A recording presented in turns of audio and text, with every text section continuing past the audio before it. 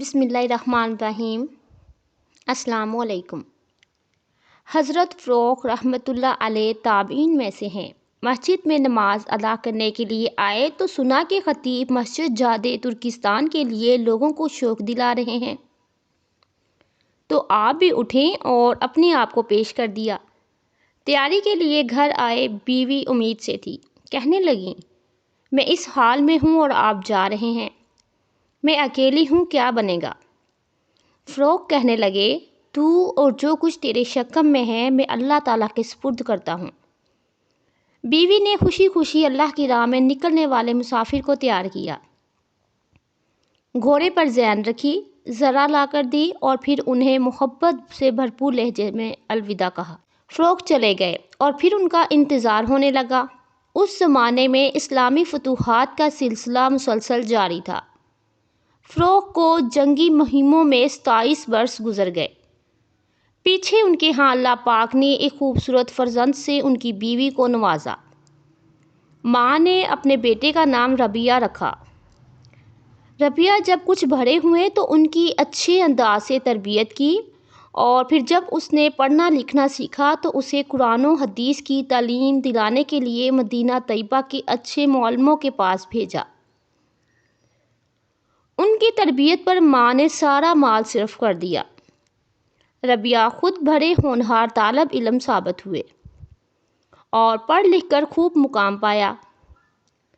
علوم قرآن، حدیث، فقہ و آداب سبھی میں اللہ پاک نے انہیں کمال بخشا۔ پڑھنے کے بعد پڑھانا شروع کیا تو ان کا حلقہ درس بڑھتا ہی چلا گیا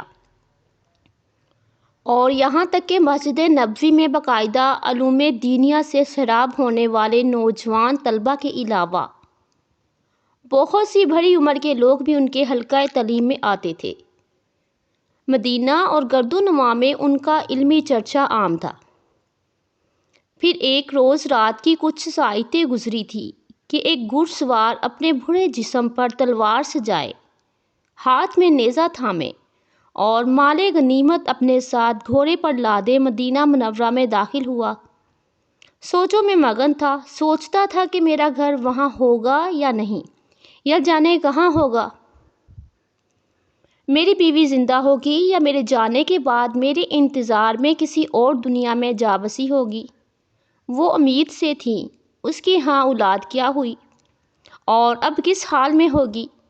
سوچوں کہ یہ دائرے بنتے بنتے یہ بڑا مجاہد و غازی اچانک ایک گھر کے سامنے کھڑا ہو گیا۔ اس کے دل نے کہا کہ یہ گھر تو تیرا ہی ہے۔ چند ثانیے وہ رکا، پھر آگے بڑھ کر اس نے دروازہ کھولا اور بے تکلفی سے اندر داخل ہوا۔ ایک دم ایک نوجوان کی آواز نے اسے ٹھہرنے پر مجبور کر دیا۔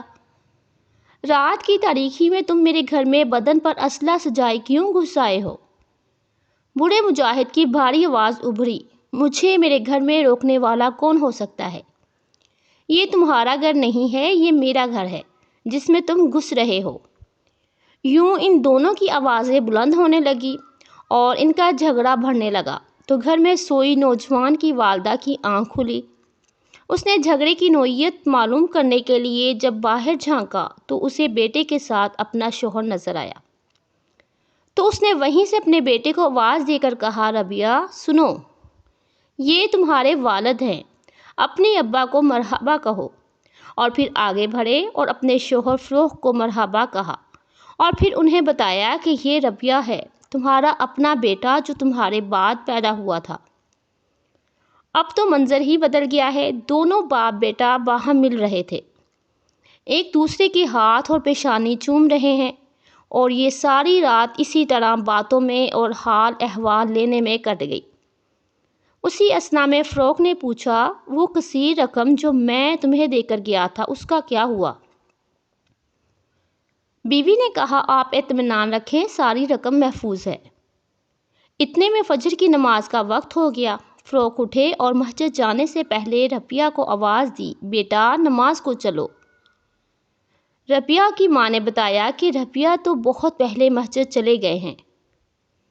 یہ مسجد میں پہنچے تو دیکھا کہ مسجد بھری ہوئی ہے، نماز پڑھ رہے اور پھر سب لوگ اپنی اپنی جگہوں پر ادب سے بیٹھ گئے اور اپنے امام سے درس سننے لگے۔ یہاں پر بڑے بڑے آمرین سلطنت بھی درس میں شامل تھے۔ فروغ بھی اپنی جگہ بیٹھے درس سن رہے تھے اور خوب محفوظ ہو رہے تھے، لیکن پہچان نہیں سکے کہ یہ کون بزرگ ہے جو مسند درس پر بیٹھے ہوئے ہیں۔ یہاں تک کہ درس ختم ہو گیا، فروغ نے اپنے بیٹھنے والے سے پوچھا، درس دینے والے یہ رفیع المقام عالم کون ہے؟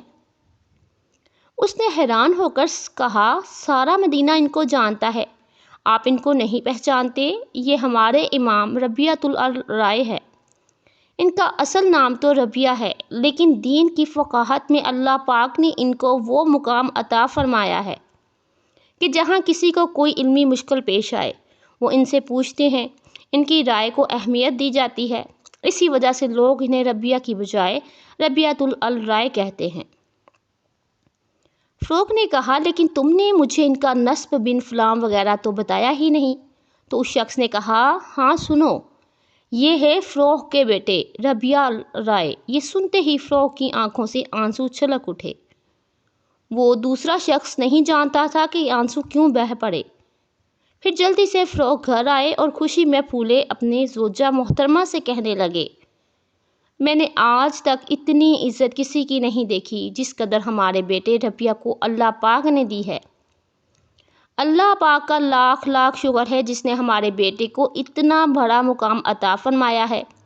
اور پھر اپنی زوجہ کا شکریہ ادا کرنا فروغ نے ضروری سمجھا کہ تمہاری اچھی تربیت نے آج مجھے یہ خوشی کا دن دکھایا۔ بیوی نے کہا، آپ کے بیٹے کی عظمت و شان آپ کو پسند ہے یا وہ 30,000 اشرفیاں جو آپ جاتے ہوئے چھوڑ گئے تھے؟ فروغ نے جواب دیا، باخدا 30,000 اشرفیاں اس مرتبے اور شان کے سامنے کچھ حیثیت نہیں رکھتی۔ بیوی نے کہا، تو سن لیجئے، وہ ساری رقم میں نے اپنے بیٹے کی تعلیم و تربیت پر خرچ کر ڈالی ہے۔ فروغ مسکرائیں اور کہنے لگے، اللہ کی قسم، ان سونے کی اشرفیوں کا اس سے بہتر استعمال اور کیا ہو سکتا ہے؟ کسی شخص نے ننگے ہو کر واش روم میں غسل کیا اور اسی حالت میں وضو بھی کیا، تو کیا اس کا غسل اور وضو صحیح ہوگا؟ اور اس غسل اور وضو سے وہ نماز اور قرآن پاک کی تلاوت کر سکتا ہے؟ جی ہاں، اس کا غسل اور وضو صحیح ہوگا اور وہ غسل اور وضو سے نماز اور تلاوت کر سکتا ہے، تاہم ننگے غسل کرنا مناسب نہیں۔ کسی شخص نے ننگے ہو کر واش روم میں غسل کیا اور اسی حالت میں وضو بھی کیا، تو کیا اس کا وضو اور غسل صحیح ہوگا؟ اور اس غسل اور وضو سے وہ نماز اور قرآن پاک کی تلاوت کر سکتا ہے؟ جی ہاں، اس کا غسل اور وضو صحیح ہو گیا اور وہ اس غسل سے نماز اور قرآن پاک کی تلاوت کر سکتا ہے، تاہم ننگے ہو کر غسل کرنا مناسب نہیں ہے۔ اللہ پاک ہمیں دین کا پیروکار بنائے اور ہمیں نیکو کاروں میں شامل فرمائے، آمین ثم آمین۔ محترم ناظرین، کمنٹ باکس میں اللہ تعالیٰ کے 99 ناموں میں سے ایک نام ضرور ٹائپ کیجئے گا۔ ویڈیو کو لائک اور شیئر ضرور کیجئے گا۔ جزاک اللہ۔